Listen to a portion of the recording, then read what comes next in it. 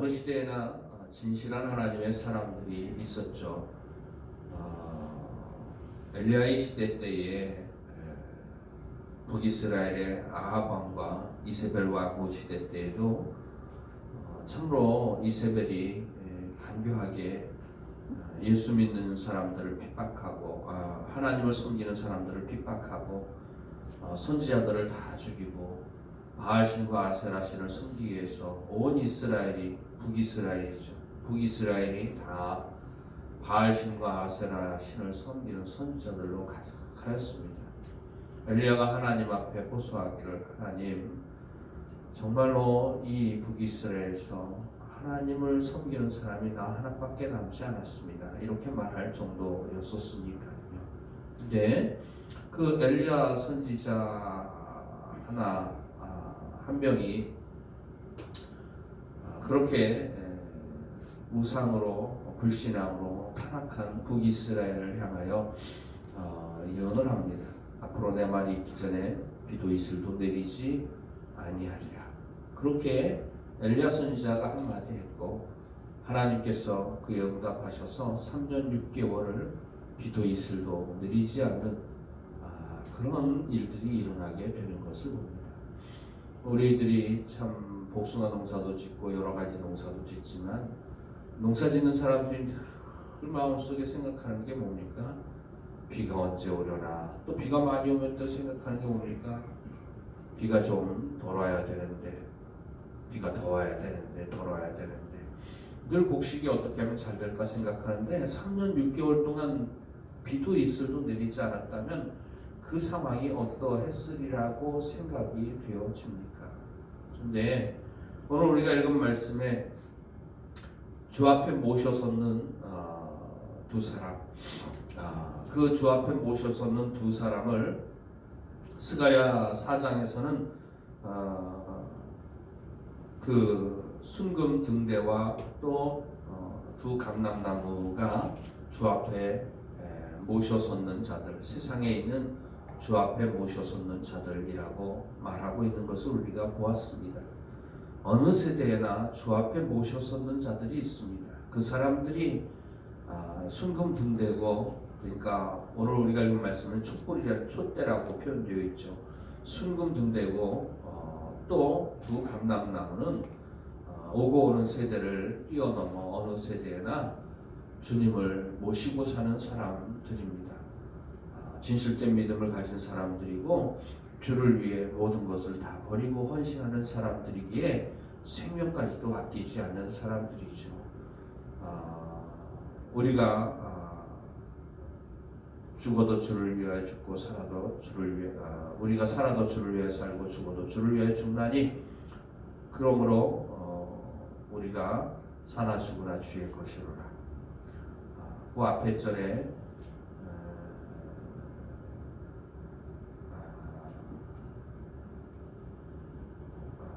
지금 기억이 잘 안 나네요. 우리 중에 누구든지 자기를 위해 사는 자가 없고 자기를 위해 죽는 자도 없도다. 우리가 살아도 주를 위해 살고 죽어도 주를 위해 죽나니 그러므로 우리가 사나 죽으나 주의 것이로라. 예수 믿고 구원받은 사람은 주님께 아까울 것이 없어요.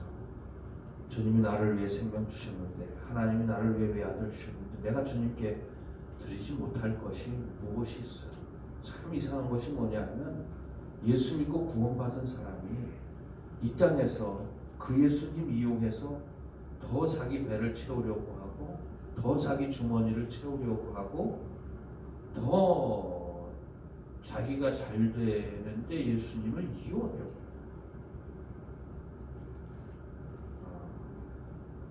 나의 죄를 정케 하사 날 구원해 주신 주님, 그리고 그렇게 구원받은 우리들이 이 땅에 사는 기본적인 태도가 어떻게 해야 됩니까? 언제든지 주님 뜻대로 내가 사용되어지기를 원합니다. 나를 일꾼 삼으신 주 크신 능력 주시오. 언제든지 주 뜻대로 사용하여 주소서. 주님께 사용되어지고 이용되어져야 되는 사람들이 예수 믿고 구원받은 사람들 아니겠습니까?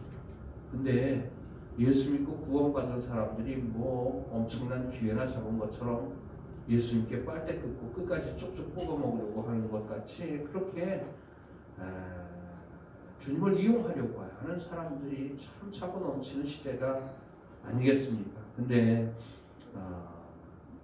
두 촛대와 두 감람나무는 스가랴서 4장에서의 말씀에서처럼 온 세상의 주 앞에 모셔섰는 자들이라고 하는 것입니다. 그리고 그런 사람들은 주를 위해 생명을 내어던지죠. 자기 인생을 내어던지죠. 시대를 뛰어넘어 주님의 말씀을 전하고 생명 걸고 복음을 전하는 사람들이죠. 그런 사람들에게는 하나님께서 그들을 보호해 주십니다. 5절 이하의 말씀 보면은 만일 누구든지 그들을 해하고자 하면 그들의 입에서 불이 나와서 그들의 원수를 삼켜버릴 것이요 누구든지 그들을 해하고자 하면 반드시 그와 같이 죽임을 당하리라. 이 불이라고 하는 것이 여러 가지 것으로 해석이 되어질 수도 있지만 하나님의 말씀, 불과 같은 하나님의 말씀, 모든 죄인들을 죄를 사르고 태우고 소멸시키고 그렇게 하는 주님의 말씀으로도 해석이 가능하겠죠. 그리고 또한 4절에 보면 그들이 권능을 가지고 하늘을 닫아 그 예언을 하는 날 동안 비가 오지 못하게 하고 그 엘리야 선지자의 이야기를 아합 왕의 시대 때 엘리야 선지자 이야기를 했습니다마는 3년 6개월 동안 비도 이슬도 내리지 못하게 하고 또 권능을 가지고 물을 피로 변하게 하고 모세가 불순종하는 애굽 왕에게 하나님의 뜻에 불순종하고 우습게 여기는 애굽 왕에게 물을 피로 변하게 하는 그런 이적을 행하게 되고 애굽 사람들을 괴롭게 하고 그것으로부터 시작해서 10가지 재앙을 내림으로 말미암아 애굽 왕 바로가 결국에 무릎을 꿇고 이스라엘이 출애굽을 하게 하시는 하나님의 역사의 여러 가지 자연적인 기적들을 우리가 성경에서 보게 되죠. 아무 때든지 원하는 대로 여러 가지 재앙으로 땅을 치리로다. 그렇게 주 앞에 모셔섰는 자들에게 주님께서 권능을 주시고 보호해 주시고 그들을 사용해 주신다고 하는 것입니다. 미국에 예전에 쌍둥이 빌딩이 있었어요. 그런데 그 쌍둥이 빌딩이 테러로 인해서 9.11 테러로 인해 가지고 비행기 2대가 쌍둥이 빌딩에 부딪혀서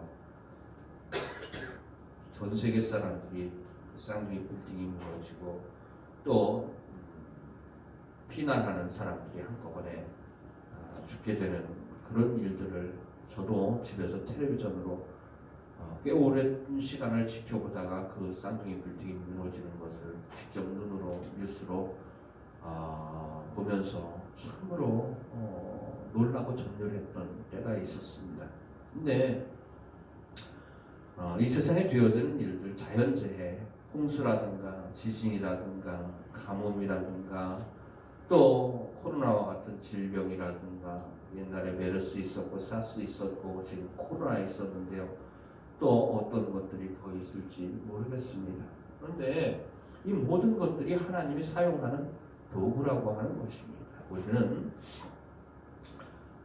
코로나 때문에 교회가 큰일 났다 그러고 교인이 줄었다고 하고 그렇게 얘기를 합니다만 하나님의 깊으신 뜻이 있어요. 하나님께서는 알곡과 가라지를 가르고 있는지도 모르겠습니다. 진짜 믿음 가진 사람은 어떤 상황 속에서도 그 믿음이 변치 않죠.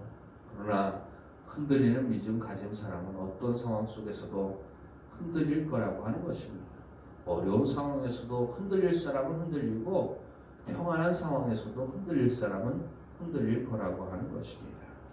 그러면서 태풍이나 기근이나 코로나나 지진이나 또 IMF나 이런 것들을 통해서 쌍둥이 빌딩이 화가 되었을 때에 갑작스럽게 미국의 그리스도인들이 늘어났다고 하는 뉴스를 접한 적이 있습니다. 그 진정한 그리스도인인지 그 중에 몇이나 진정한 그리스도인이 되었는지 잘 모르겠습니다. 그 이후에 또 그 사람들이 다 빠져나갔다고 하는 이야기도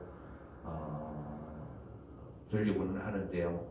그러나 하나님께서 행하시는 이 모든 일들이 다 믿음의 사람들을 돕기 위한 겁니다. 주 앞에 모셔서는 자들이고 순금 등대와 두 감람나무고 그 사람들이 불과 같은 하나님의 말씀을 선포함으로 말미암아 악하고 완악한 심령들을 깨뜨리고 부서뜨리고 태우고 또 그런 것들에 하나님께서 엘리야 선지자 시대 때에 가뭄으로 응답하셨던 하나님께서 또 모세에게 10가지 재앙으로 응답하셔서 완악한 심령들을 깨뜨리는 역사로 하나님께서 사용하여 주신 것처럼 하나님의 사람들을 하나님께서 도우시고 보호해 주십니다.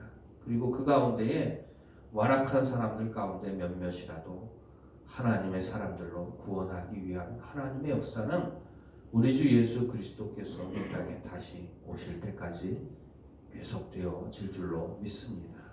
그 사람이 누굽니까?